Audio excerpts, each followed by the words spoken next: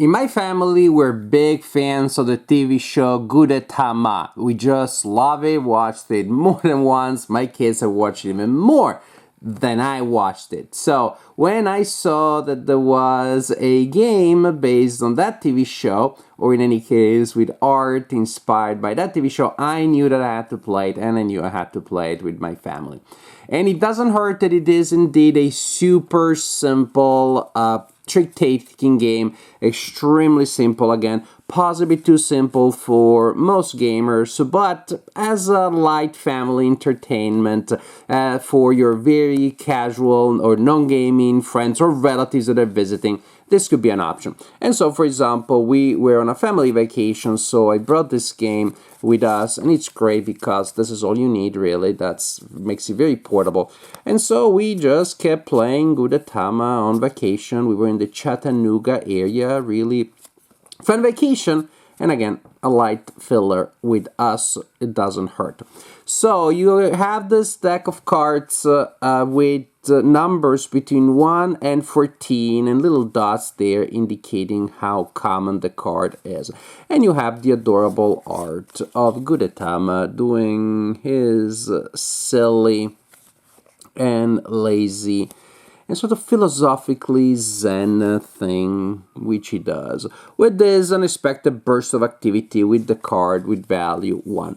So there's different art, but that doesn't count as suits in any way in terms of game terms.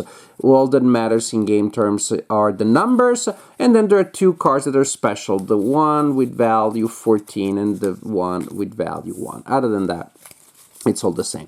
So you're gonna shuffle the deck, and then you're gonna give each player a hand of 7 cards, and that's how you set up each round. The general idea is that you're gonna play again a very simple, very basic trick-taking game, and at the end of the game, at the end of the day, you're trying to score as few points as possible. At the end of the game, the player with the fewest points wins the game. So how does it work? The first player will play a card, and then the players have to follow by playing either a card which is of equal or higher value, so there would be a legal play, or if they don't have that, then the lowest card in their hand. And suppose, for example, that they couldn't beat that 8, beat or match that 8, then I'll be forced to play the 2 instead. Which is annoying because, remember, low cards are good. So we go around until everybody has played a card. At that point, the player that played the highest one wins the trick, and it doesn't really matter that they take that or not because we can just discard them. And then that player that won that trick becomes the first player next time. Now say they play this one, and then the next player was like, well, I can match or exceed that one, booyah. But then the following player is like, oh no, I cannot. So I'm discarding a 4, which is bad. That's already my lowest one. And we continue like this until, well, we get, you remember we start with a hand of 7. And at the end, we keep our hands is reduced until everybody will have a single card to play. Booyah. And at that point, the player who won the last trick, this time they do take 1 card, and they take the card they won the trick with. And they place it in their scoring pile face up, which is, remember, bad, because you don't want to score points. So, and then you start a new round without the card that was just scored in the deck.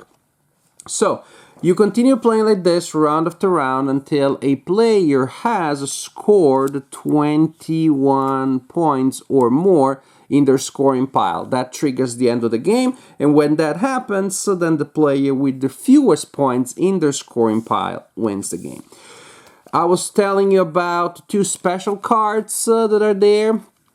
The card number 1. If somebody plays the card number 1 in the last trick, then every player scores the card that they played, not just one player. So that's pretty neat because you play that one, and so you're gonna score 1, which is worse than 0, but is the fewest that you can score. And remember, if everybody else is scoring their card, then chances are they're getting more points than you. So if you are able to hold on to your 1 until the end of the trick, which is not super easy, it's good because everybody will have to score some points.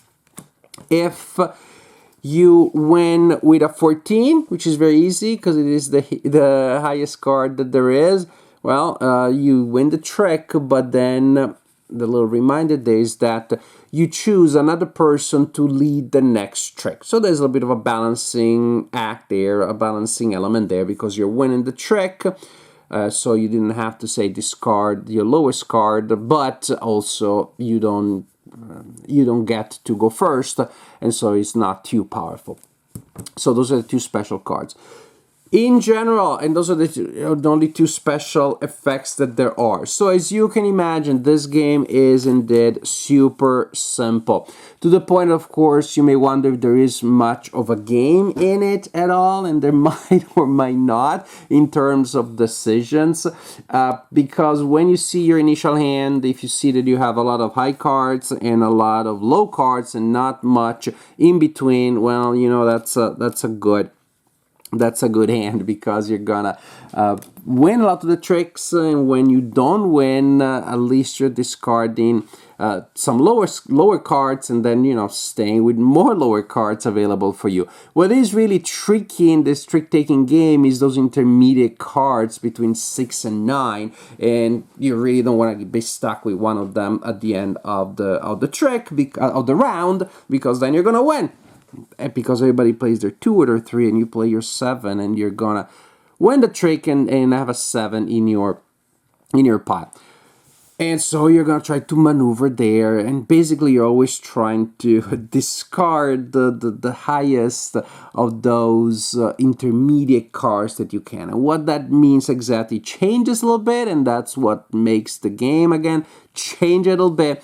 And so you have some little decisions here and there.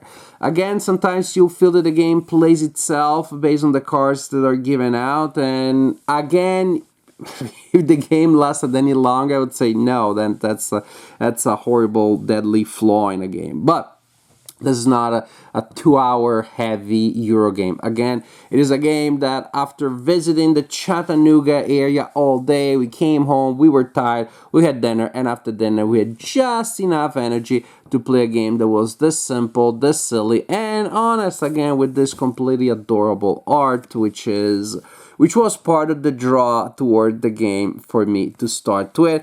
And again, my family loves Gudetama also, and so just, I would say almost any game that has this art on it, my 10 and 12-year-old kids are gonna enjoy. So, definitely a super simple, super light filler, no doubt about it. But again, it's based on a trick-taking idea that everybody knows. So your relatives are visiting, they don't play games. Well, it's better if you play this one with them than Monopoly or Clue or some of those other commercial games. So, super simple, super light, possibly or probably too light for game night, but definitely enjoyable as the light, family-oriented filler than it is. I think there is room in one's collection for this kind of game, and I personally am happy that this one is indeed in my collection.